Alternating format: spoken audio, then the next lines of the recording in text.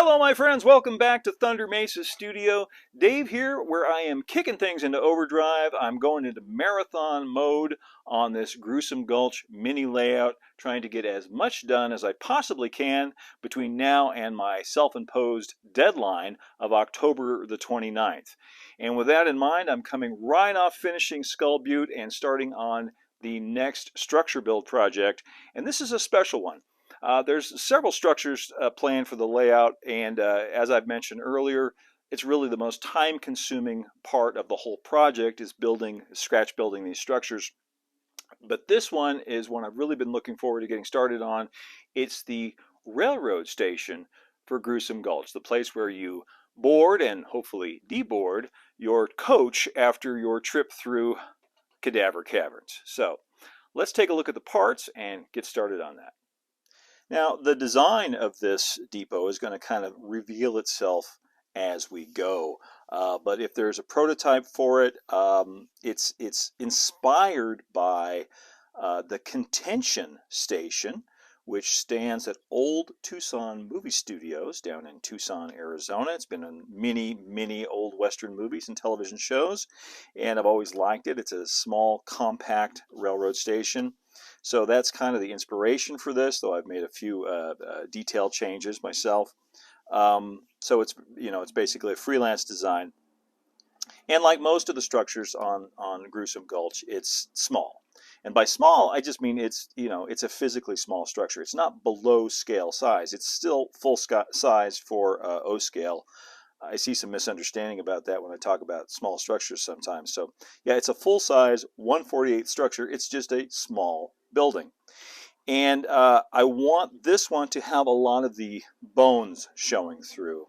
A lot of wear and tear, siding falling off, a lot of weathering on this building. So I went ahead and laser cut some stud walls for it and roof trusses, so that then when I put the siding on, I can break pieces off and have those stud walls showing through.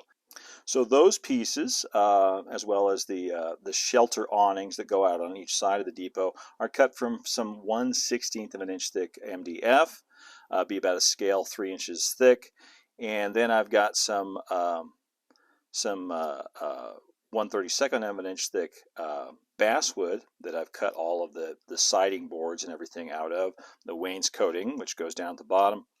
And for the doors and windows this time, I'm actually using some commercial parts.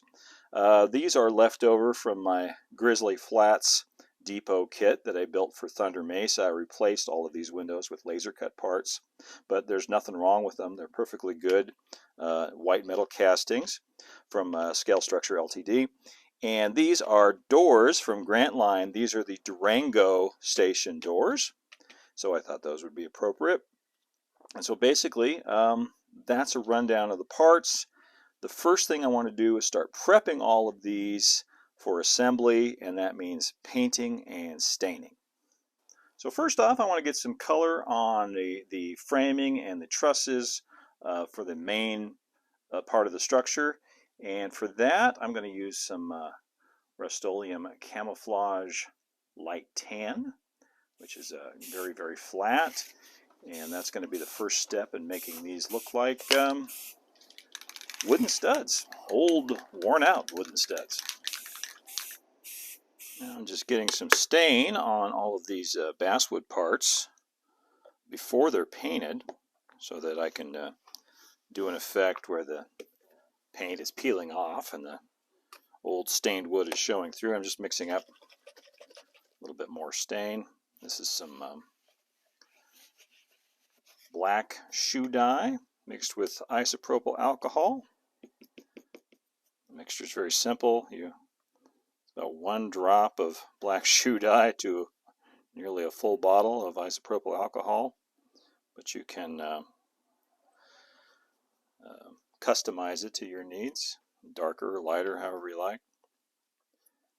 This is some real thin 1/32 of an inch thick basswood, so I want to make sure I stain both sides. It's going to warp a little bit, but I'm not worried about it. Actually, warping could play to my advantage on this particular project. I want some of the boards to be warped. All right, I'll set all that aside to dry. Now, these pieces are the supports for the outside waiting area.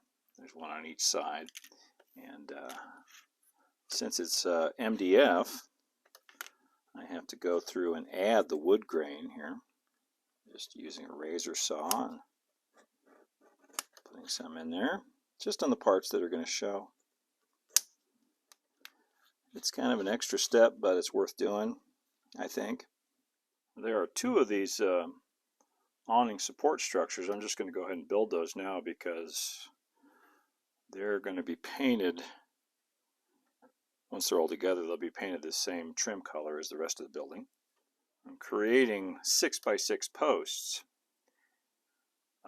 at the corners by gluing two pieces of 1/16 of an inch thick MDF back to back, because 1/16 of an inch is 3 inches, scale. And hopefully, once it's all sanded and painted, you won't even notice, or you won't be able to tell at all that these are two pieces put to sandwich together. Why not just use a 6x6, you might ask? Well, you could. I chose to do it this way. That way the frame was all together already. I didn't have to make a jig and build the framework. Just a little time saver for me.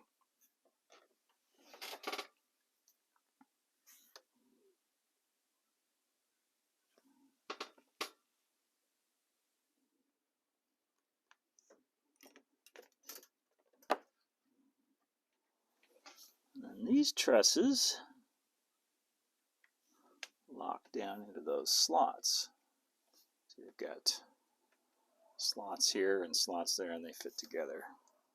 That should make this a lot stronger, theoretically.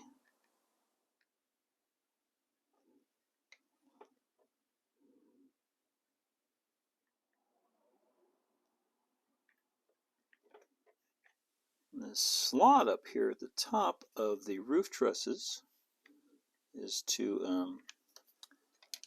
designed to accept a length of O-scale 2x6, which kind of ties the whole thing together. This side's against the wall. Yeah.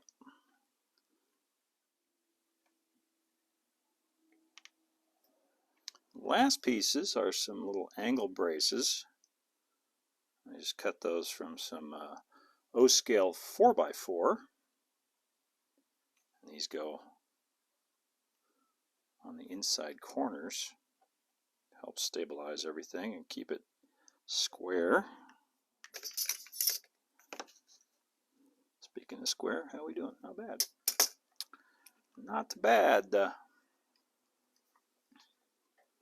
Not bad for a ghost town, I'll tell you that. Okay, now I can build the other one. Well, the paint is dry on my stud walls, so now I'm going to add some interior paneling. This is the interior side I've got facing up here on these, and got a whole bunch of O-scale 1x8s that I've stained, and I'm just going to start gluing those in to the interior of the stud walls. And I'll leave some off here and there, or have some that are broken, to give the look of an old rundown abandoned building. And once they're all in, then I'll paint them. I'll paint the interior, pick a nice color for the interior, and give it kind of an old, worn, cracked, faded, chipping off paint job.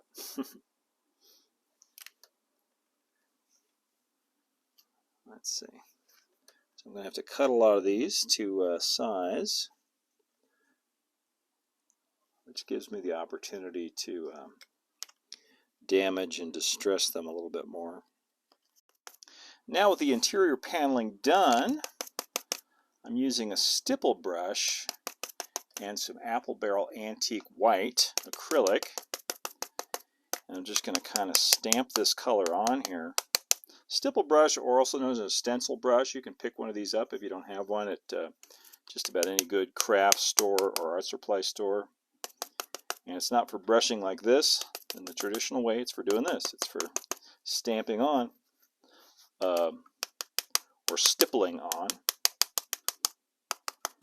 And as you can see, it does a nice job of simulating the look of old chipped paint. I got a little bit down here on my studs, and I can just take my hobby knife and scrape it off like this. No biggie.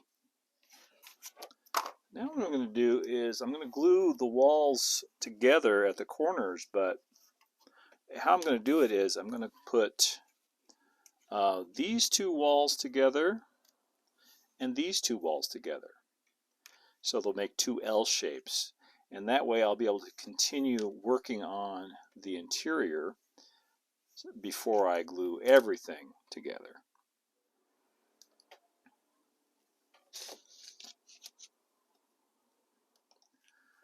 Now, do this corner. That's nice and square. Even though it's a ghost town, still got to keep things more or less square. Now I've got the two halves, and I can kind of keep it open like that, like a dollhouse, and continue to work on the interior. And then I can eventually close it all up like that when I'm ready for that step. Now I've started work on the platform, and I'm building up a frame for it out of some O-scale 12 by 12s. And this will provide the support for the decking and for the depot itself. I'll sit on top of this. And I'm going to do a pretty thorough framing down here because just like the walls on the depot, I want to have some parts that are, broken away and showing the structure underneath. And in order to show the structure underneath, it actually has to be there. No shortcuts. For the decking, I'm using some coffee stir sticks. I'm going to put one of the decking pieces on at each end. And that's just for structure right now. That's just to hold things together while the glue dries, because it overlaps this joint in the frame. By the way, the platform is a scale 40 feet long by 15 feet wide. These beams will help support the floor of the station itself. When I'm ready to put that in, I'll go right there. Let's put this one in like this.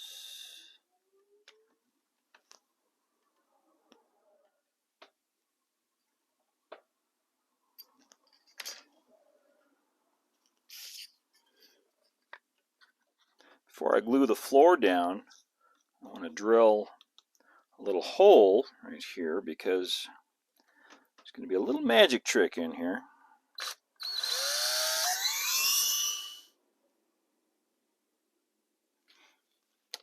Try to get it in just the right spot. Should be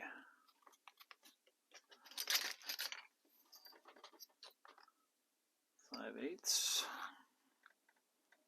5/8. 5/8.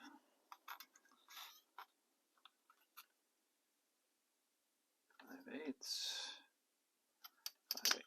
All right.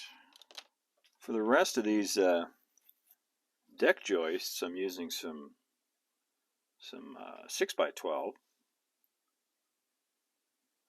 They put these on about 24-inch centers, I think.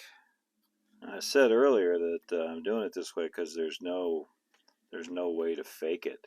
That's not true. You could fake it, but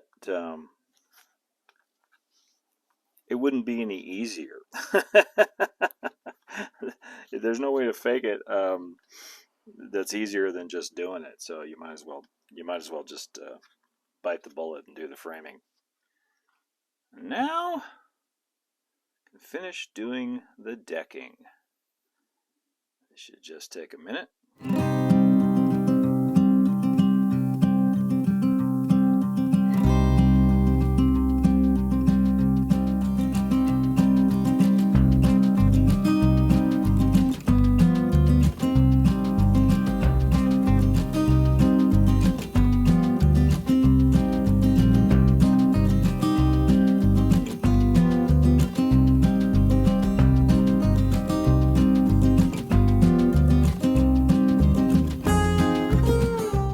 Now I want to use my pin vise, little track nail in it, add nail holes all the way down, every place that the boards overlap a joist.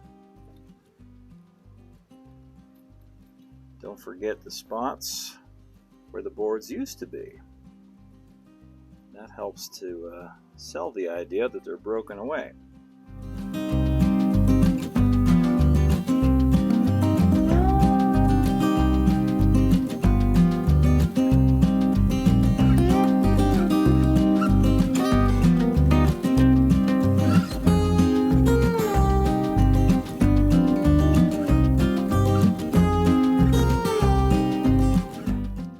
And now I'm going to go over everything one more time with my stain. Just kind of dab it on so it'll get down into those nail holes. Some of those broken boards. Okay, I am now getting ready to paint the exterior wall cladding. This is the upper part of the wall. The lower part is going to be some wainscoting. And I'm going for a two-tone color scheme. That's the reason I've broken it up into separate pieces. The main body is going to be kind of a depot buff, and then the wainscoting and trim will be a red or brown oxide color, all kind of very desaturated. But I want the paint to look old and weathered and chipped and kind of, you know, spooky and falling off. So I stained all the pieces already, but now what I want to do is use some masking fluid. This is art masking fluid. It's used by watercolorists. It's available in just about any art supply store or from a good art supplier online. I'm making a mess with it right now because what I'm going to do, it's basically a liquid latex, and I'm going to use this toothbrush. And if you use a toothbrush, you can just do a spatter pattern. You see what I'm doing there, like that? So I'm going to try and do that on my wall pieces here.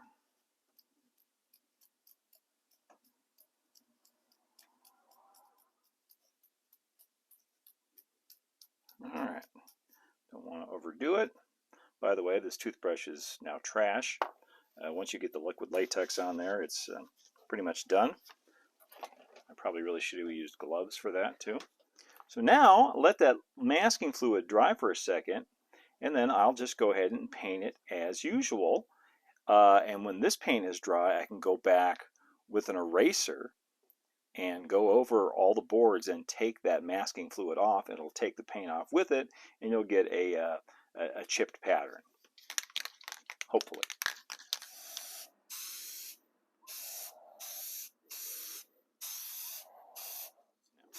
With the buff paint color dry, I can now take a piece of a kneaded rubber eraser. These are erasers used by draftsmen, and they're great because they don't leave eraser crumbs everywhere like these pink kinds do. And just go over each section of wall, and it should lift off that liquid latex that we applied and reveal the stained wood underneath. And you see you start to get this pattern where paint has flaked off of the walls. And there are products you can get to do this too from, I think MIG has some paint crackling and paint flaking effects that you can get. All worth giving a try. And after a minute or two, you start to get something that looks like that. Now I'll go ahead and remove the masking from all the rest of these pieces, and we can start cladding these walls. I'm going to start with this this end wall, the gable end. But I want some of the boards to be broken and missing to show through that nice stud framing underneath. So I'll remove a couple. Fortunately, this 1/32 of an inch thick basswood already really wants to break and split along these scribe lines, so it's not difficult to get it to do that.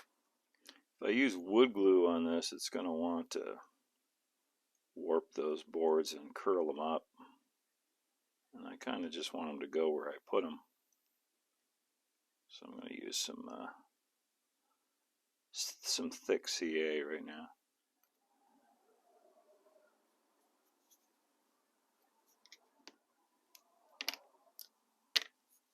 Okay.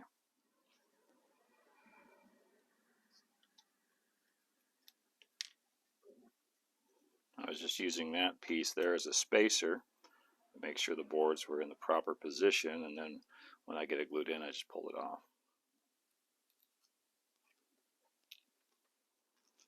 I could put in this piece on the gable, the top of the wall.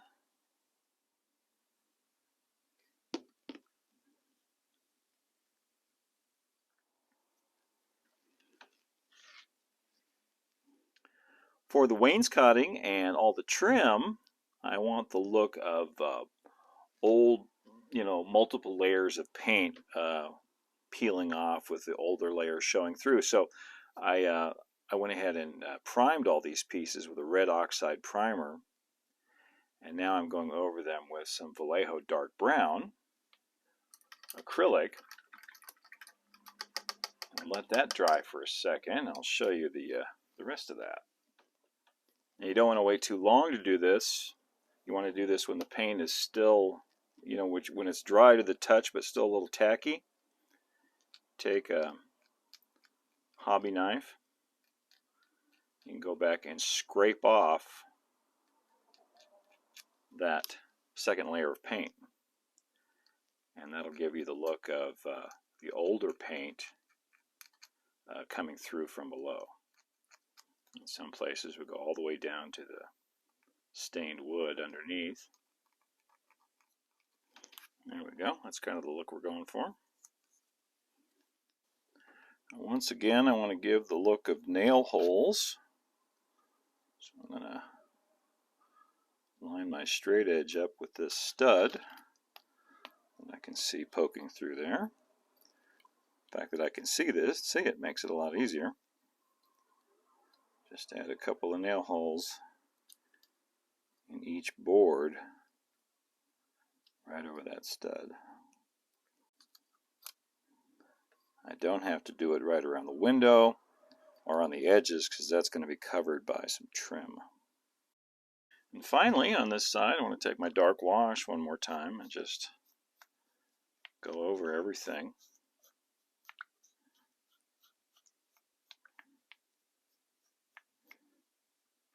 I will get the raw ends of those boards and down in those nail holes, etc.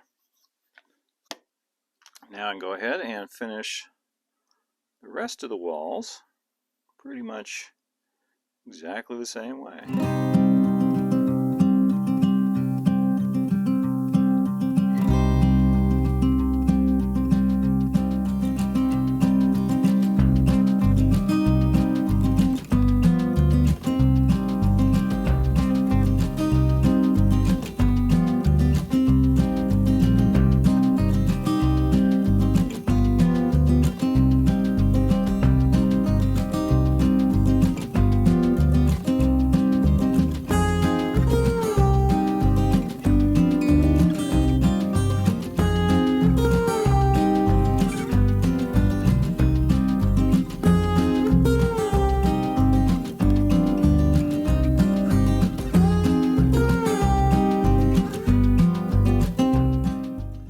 the doors and windows, I painted all the castings dark brown.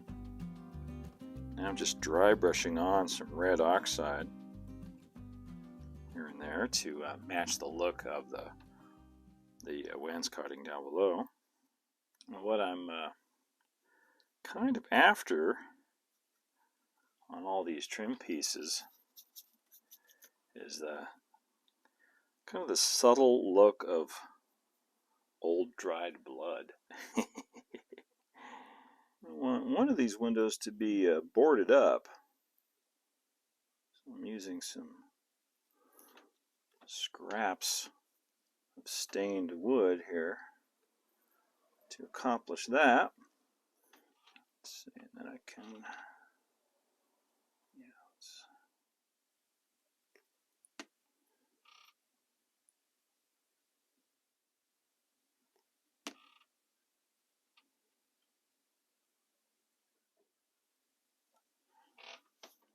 alright, there's that end.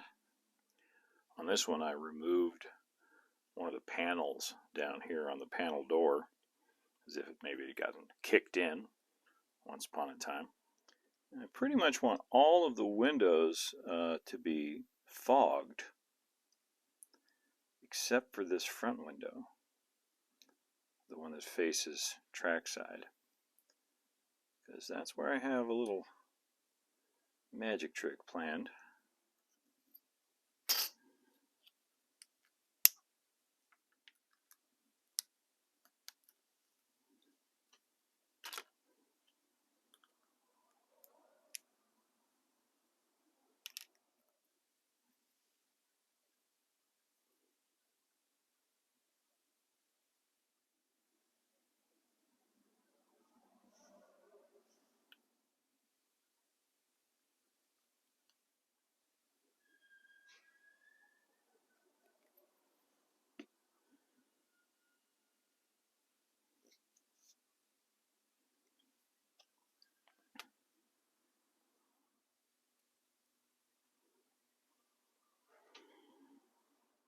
Okay, got the windows all glazed.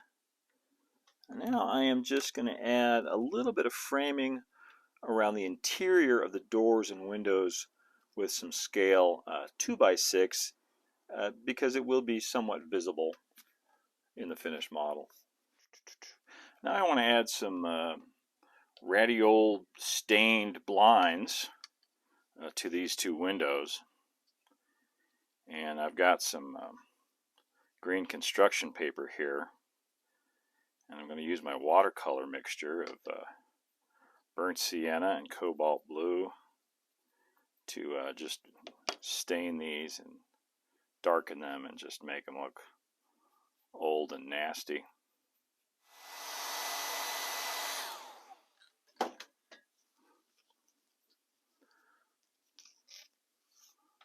Flip them over, do the reverse side. Same thing. Now I'll take a piece of 2x2, glue it up here at the top. Let that set up for a second. Now we just, oops, stay. Now we just roll this over. Create the top of the roll-up blinds, just like that. Press that down, cut off the excess. Now I want to take and tear off along the bottom here. You can just use your thumbnail and go in and gouge it out.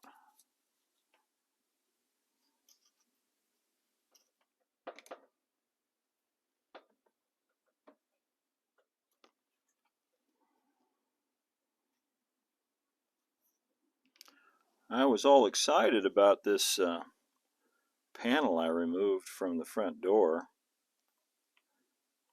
and I still think it's a cool detail, but I just realized in order for the magic trick that I have in mind to work well, I probably have to cover this up. So we'll just put a couple of boards on here like it's been boarded over, which fits quite well with the aesthetic of the building. I also originally planned to have the door ajar, slightly open, but I also realized that it'll work better with it closed. Now, without any further ado, we can finally glue these two halves of the station together. To trim out the corners, I got this nice L-shaped stock, which I think we got from Northeastern Scale Lumber. Slides right onto there. I'm adding another bit of trim. This is basically some O-scale 2x2, and I'm making a cap molding for the wainscoting. This is the kind of thing that takes a little time and a little patience, but really worth it on the finished model. Just really, elevates it. The last thing I've added here before we move on is this little lip. It's made of some O-scale 3x3, and while it's not a prototypical part of a structure, what it does is it helps to key the structure into place, because I want the building to remain removable off the platform in case I ever need to access the interior. Locks it in there and also acts as a light barrier, which brings us to the next step. Before I proceed to the next phase of this build, there's someone here that I really need you to meet. This fine-looking fellow with the glowing red eyes is none other than Gustav Grussum, the founder of Grussum Gulch, also the president of the Grussum Gulch Railroad and chairman of the board of the Skull Butte Mining Company. Unfortunately, he's been dead for quite some time. He disappeared under mysterious circumstances, and they never found the body, so the story goes. However, they do say that foolish mortals that find their way to Grussum Gulch and ride the spooky train there sometimes are visited by an apparition of Gustav Grussum. He acts as sort of a host, a ghost host, if you will, for those traveling on the Grussum Gulch Railroad. And he is going to appear via magic inside the Grussum Gulch Depot. Of course, Gustav here is actually a figure from Knuckle Duster Miniatures. This is an Undertaker figure that you can find on their website. And I painted him up to look very similar to the animatronics that are at the Haunted Mansion at Disneyland, with that kind of blue and white over black paint scheme. And the reason I painted him like this is because I'm going to use a Pepper's Ghost effect to make him appear in this window right here on the depot. I mean, I could just, stick him inside, and that might be spooky enough, but I really want him to look transparent. So what I need to do now is build a little set piece inside of here with a light and an angled piece of plexiglass, so it will cast a reflection of Gustav. He's actually going to be standing like right here, just inside the door, but the reflection will make it look like he is standing in front of the window. Even if you're not familiar with the term Pepper's Ghost, it's likely that you have seen it. It's a pretty common illusion. If you've ridden the Haunted Mansion at Disneyland or Disney World, you've seen it. The big ballroom scene, all those dancing ghosts, the hitchhiking ghost, the famous hitchhiking ghost at the end, those are all Pepper's Ghost effects. And in fact, if you've seen your own reflection in a store window, while walking down the street, you have seen a Pepper's Ghost effect. It's basically it's what's known as a controlled viewpoint reflection illusion, which is a fancy way of saying something reflected in a transparent medium like glass, or plexiglass in this case. And I've just cut a piece to fit at a slight angle inside of the depot. There we go. That fits nicely. So, you know, the idea is you need a piece of something transparent like this. You need something to be reflected. You need a source of light, like a little LED. And you need a background. For it to work really well, you need a neutral background. And that's what I mean by building a little set for old Gustav to stand in. It has to be completely black behind him, like a void. So I'm going to build a little cardstock or probably an illustration board set, put that down in there, and then arrange the light in just the right spot so it's shining up on him, but can't be seen when you look through the window. That's the tricky part. And it should reflect him in this piece of plexiglass, which I will clean with some alcohol and get my fingerprints off of. Now this edge of the plexi will be hidden by the window frame, but on the bottom I'm going to put some broken boards and debris like they've fallen down from the ceiling, and that'll hide the diagonal line of the bottom of the plexiglass. Now, to illuminate old Gustav, I'm using a white LED. This is a 3mm white LED. But I've cut a piece of black plastic tubing to put around it, so I only get light shining out directly from the end rather than coming out from the sides. Just a way to kind of control the lighting and point it where I want it. As it turns out, the first hole I drilled in the floor wasn't really in the right place, so I had to drill another one a little bit further back, but that's okay. Nobody will ever see that other hole, and it'll be our little secret. And here we have the little set for the figure, what I'm calling Gustav's Closet. Just made out of some illustration board, and that will sit, kind of keys right into this corner right there. Now I just need to paint it flat black, so it will disappear into the background and not be reflected in the plexiglass.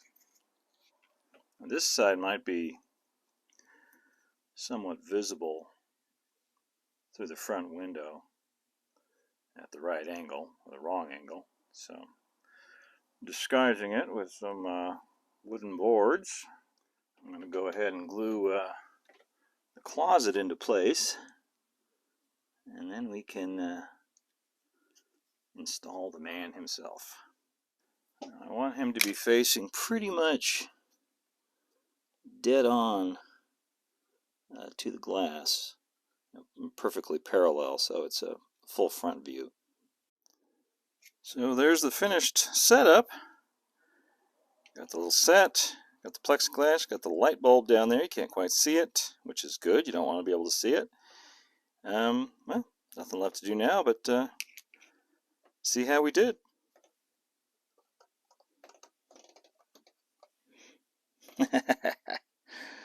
All right. That's pretty dang spooky. I love it when a plan comes together. Since I made the entire structure removable from the base, I don't need to worry about making a removable roof. So what I'm going to do now is put in a ceiling in here. Just cut some out of some illustration board, and I'll paint that. That will prevent light leaks underneath the roof, and then I can go ahead and put the rest of the roof on and not worry about it. And everything will go according to plan, we hope. Just using some 2x4, some O-scale 2x4 to make a kind of a crown molding to support the ceiling. I painted the ceiling just a flat dark gray on both sides. Both sides because there might be some holes in the roof and you'll be able to look down in there.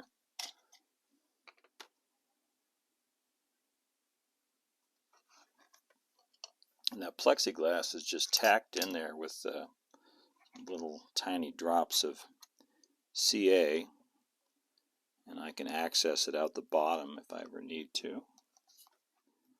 I should just drop inside there like that. Now I can finally put these roof trusses in. They just get glued down in these little slots at the top of the walls here. Now, just like I did on the shade structures, I can drop in this 2x6 beam at the top of the roof, ridge pole. Yep. Perfecto. For these shade awnings, I'm going to glue them directly onto the sides of the building. Okay, so they'll be attached and basically just float on the depot platform. That way I'll be able to just lift the whole thing off as one unit.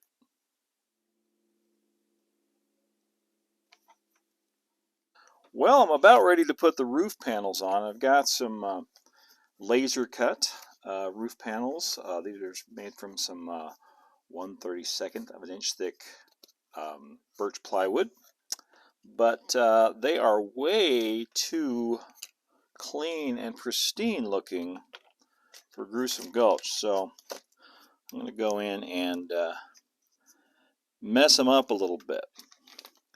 Add some splits and some breaks, and even remove some pieces of board here and there.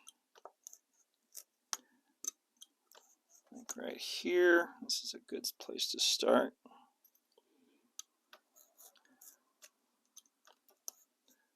Because one thing that looks great on old abandoned buildings is holes in the roof.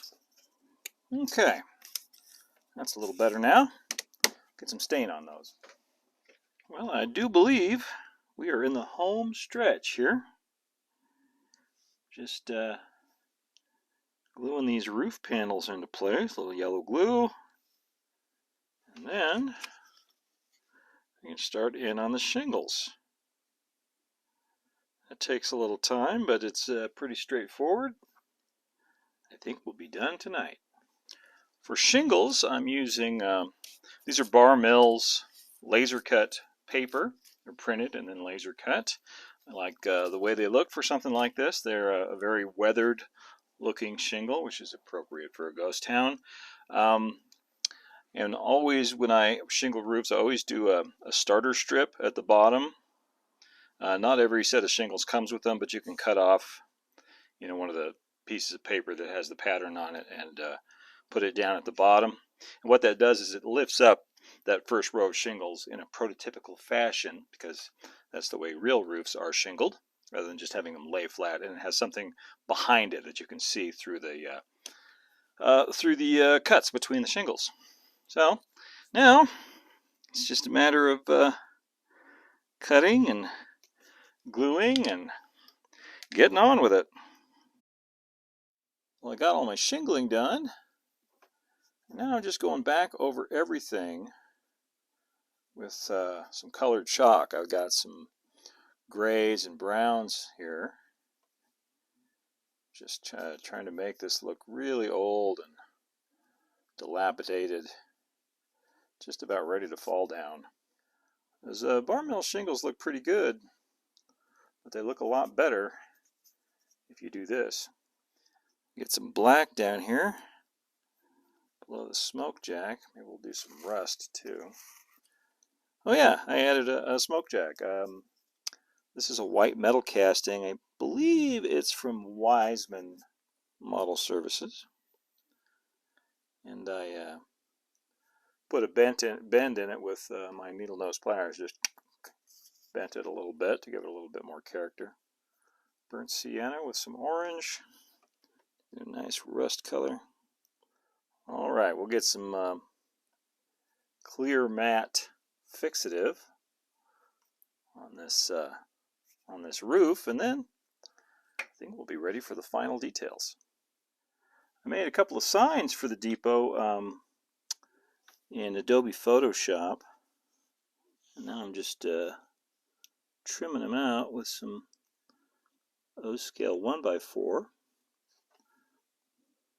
In typical railroad fashion, the signs list the elevation and the population. But, things are a little different in Gruesome Gulch. The elevation is listed as -6, as in 6 feet under. And the population, well, it was, one time, 999. But that's been scratched out and replaced with a 0. I added some broken, dilapidated trim to the ends of the roof. And now I think we can park this back on the platform. Got a little depot bench here. Seen better days. We'll put that over on this side. We'll glue that to the platform. Not a very inviting place to sit, but that's kind of the idea. I always loved these old Western Union telegraph signs. Obviously, the telegraph in this depot is no longer a going concern. So we're going to have this sign be part of the debris down on the platform, as if it was hung up on the building, but maybe fell off. Take my burnt sienna watercolors, rest it up.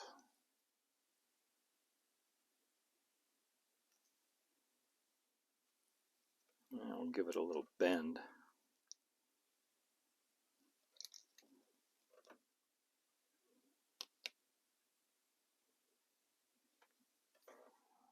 Well, there's a lot more I could do on this, but I think I'm going to call it a day on this one.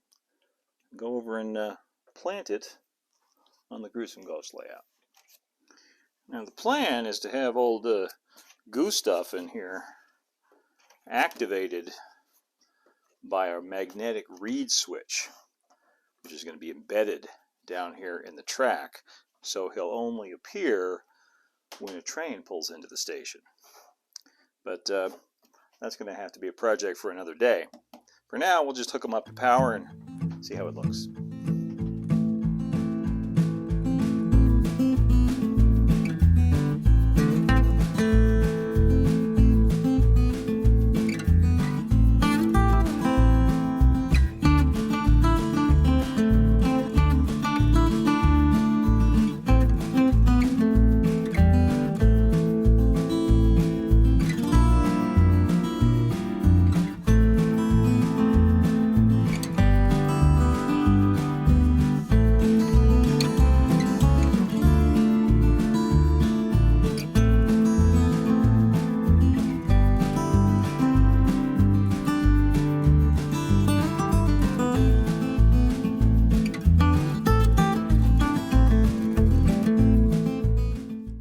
Well, that was a very satisfying build. I want to thank you all so much for coming along with me for the ride on this one. I really had a lot of fun.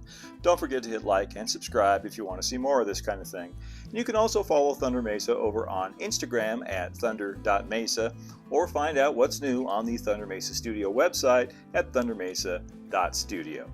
Until next time, keep moving forward, my friends, and adios for now.